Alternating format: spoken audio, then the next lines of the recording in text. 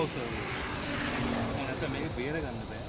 මේ මිනිස්සු ඒක දැන් මොකක් හරි කර කියලා අහුවෙච්ච ගමන් තියෙන මාළු වලට නේද? ඒක නෙමෙයි උත්තරේ. නැත්නම් අර කෙනෙක් කරලා මම නිදානයක් ගත්ත කියලා ආවන ප්‍රශ්නයක්.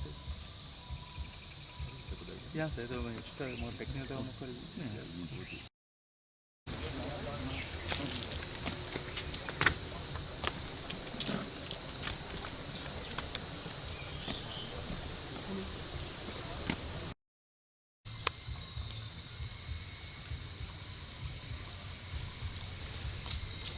දැන් මම ක්‍රියේට් කරලා තියෙන්නේ. ඔව් මට ඉස්කෝප් එකේ ඩිරෙක්ට් කරලා තියෙනවා. ඒක යා වැඩි හරියට. ඒක කොහොමද වෙලා ගන්නේ? පැස්ට් ගන්න බැහැ. අපේ ඩීජේ සර් බය වෙලා.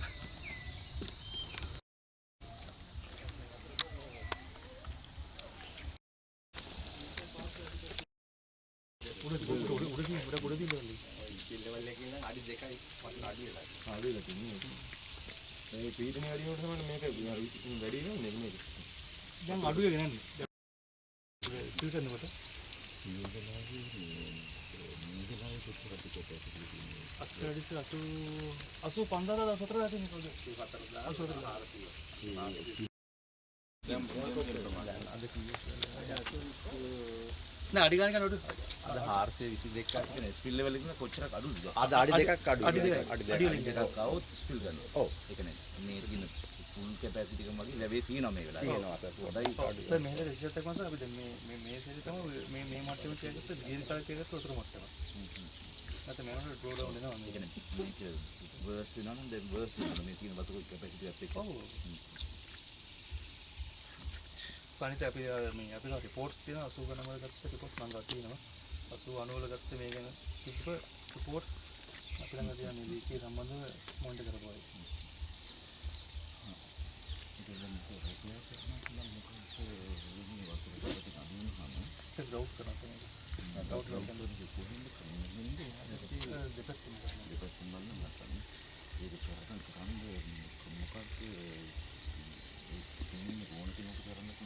एक्सपर्ट टीम में थी ना तो मगर अभियान तो बोला जानना चाहता तो उससे मतलब मैं कर कंटेंट करने की नहीं है ना मैं कहना है कि मैं 2 वीक में करने आने लेकिन इसला भी करने प्रोफेशनल साथी पूरे करने तो समय बिग डे और गया बना ඒක දැන් පොඩි ගානක් තමයි එස්ටිමේට් එක. නමුත් එන ටීම් එකේ එන කොන්ට්‍රැක්ට් ලෝකල් ගාඩිට කරන්න පුළුවන්.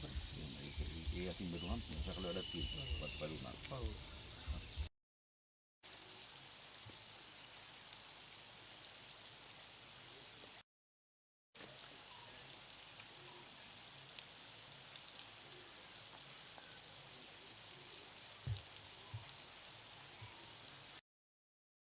නමුත් දැන් ඊට පස්සේ තහනම් කරා. ඊට පස්සේ දැන් ආපහු වෙවේ යනවා. අපි දැන් වෙවේ යනවා කියන්නේ අර පැත්තෙන් හොරෙන් දානවා. ටූරිස්ට් අපිට කියන්නේ වනජීවීන් පර්මිෂන් ගත්ත කියලා කියන්නේ.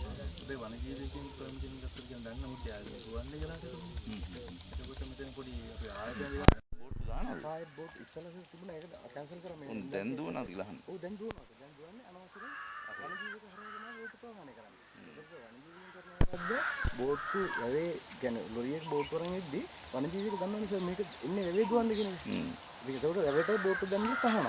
ඒතර වැවේ ස්පීල් මට්ටමට වතුර අල්ලනකොට වැවේ ඉස්මතට ඉතින්වත් මීටර 100ක් අපිට මහ මේ කියන්නේ මහගලේට අයිති. ඒ 100 තුලත් වතුර තියෙනකොට අනික තමයි ඒක අර පරිසර ලස්සනයි ගස් අස්සෙන් යන්නේ. බෝට්ටු දාන්නේ ගස් අස්සෙන්. ඒකල ආයෙ දානවා දඹුලේ උඩට යනවා. අපි මේ ප්‍රේත ගියා මේ විසිට් එකකින් පොඩක් පරීක්ෂා කරා. නමුත් අපි යනකොට බෝට්ටු බාලා හංගගෙන ගිහින් මේ දඹුලු දිගට ගියා. අපිට දඹුලු ඔය යන්න බෑ මේ බෝට්ටු යන්න බෑ. තියෙන අර වලට තියෙන පාස් ගන්න. මේ නෑ ඒ කියන්නේ අමාරුයි කියන්නේ. යන්න අමාරුයි.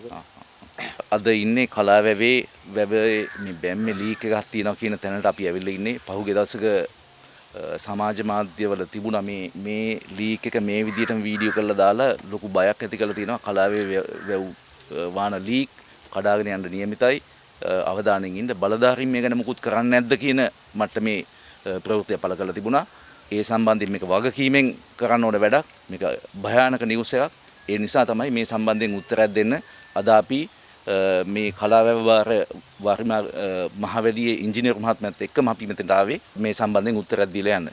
ඒ මේ සමාජ මාධ්‍යවල තිබ්බ තරම් බරපතල තත්ත්වයක් නැද්ද? ඔතන දැන් මෙහිමයි මහවැලියෙන් නඩත්තු කරන ප්‍රධාන ජලාශ 13ක් තියෙනවා. ඒ වැව් බැමි හැම එකක්ම වේලි හැම එකක් සඳහාම ප්‍රධාන ඉංජිනේරුවෙක් ඇතුළු කණ්ඩායමක් ඉන්නවා. මේ ප්‍රධාන ජලාශවල වේලි ආරක්ෂණ වෙනම අංශයක් මහවැලි තිබෙනවා. එහි අධ්‍යක්ෂවරයෙක් ඉන්නවා. මේ ඉංජිනේරු කණ්ඩායම කියන්නේ දැනුම තියෙන, අත්දැකීම තියෙන, තාක්ෂණය තියෙන ජ්‍යෙෂ්ඨතම ඉංජිනේරු කණ්ඩායමක්. ඔවුන් ඒ සඳහාම තමයි පත් කළ තියෙන්නේ. ඒ නිසා තාක්ෂණික වශයෙන් කිසිදු බයක් නැහැ. ඒ සඳහා එක්ස්පර්ට් කණ්ඩායමක් ඉන්නවා මේ අපේ ජාතික සම්පතක් වෙච්ච මේ වේලි ටික බලා ගන්න. ඔවුන් තාක්ෂණික වශයෙන් දැනුම වශයෙන් උන්ට හොඳ දැනුමක් තිබෙනවා මේ සම්බන්ධයෙන්. දැන් මේ කාරණේ සම්බන්ධයෙන් ගත්තාම අපි දන්නවා මේ කලාවව ආසන්නයේ කට්ටිය දන්නවා මේ ලීක් එක කොච්චර කල්ද කියලා. මේක අවුරුදු 40ක් විතර තියෙන එකක් කියලා කියන්නේ. ඒකෙදි කිසිදු අවදානමක් නැහැ මේ බැම්ම කැඩී යාමේ හෝ මේ බරපතල තත්වයකට පත්වීමේ කිසිදු අවදානමක් නැහැ. නමුත් මේ වේලි ආරක්ෂණ සම්බන්ධයෙන් ඉන්න ඉංජිනේරු මහත්වරුන් ඉංජිනේරු කණ්ඩායම මේක හැම වෙලාවෙම අවධානයෙන් යොමු වෙනවා. මේ තත්ත්වය වැඩි වෙනවද කියලා බලන ඔවුන්ගේ තාක්ෂණික ක්‍රමවේදයන් තියෙනවා. ඒ තාක්ෂණික ක්‍රමවේදයන් ඔස්සේ මේක නිරන්තරයෙන් අවධානය යොමු කරමින් පරීක්ෂාට ලක් කරමින් තමයි තිබෙන්නේ. අතන මේ දක්වා අපේ ඉංජිනේරු කණ්ඩායමට පිටින් අපේ ඉංජිනේරු කණ්ඩායමේ ඉල්ලීම මත අපේ ඉංජිනේරු කණ්ඩායමේ මෙහෙයීම මත වෙනත් විද්වත් ඉංජිනේරු මේටත් වැඩි දැනුමක් අත්දැකීම් තියෙන කණ්ඩායම් දෙකක් මේක පරීක්ෂා කරලා තියෙනවා. මොරටු විශ්වවිද්‍යාලයේ ඉංජිනේරු කණ්ඩායම සහ පේරාදෙණිය විශ්වවිද්‍යාලයේ ඉංජිනේරු කණ්ඩායමක්.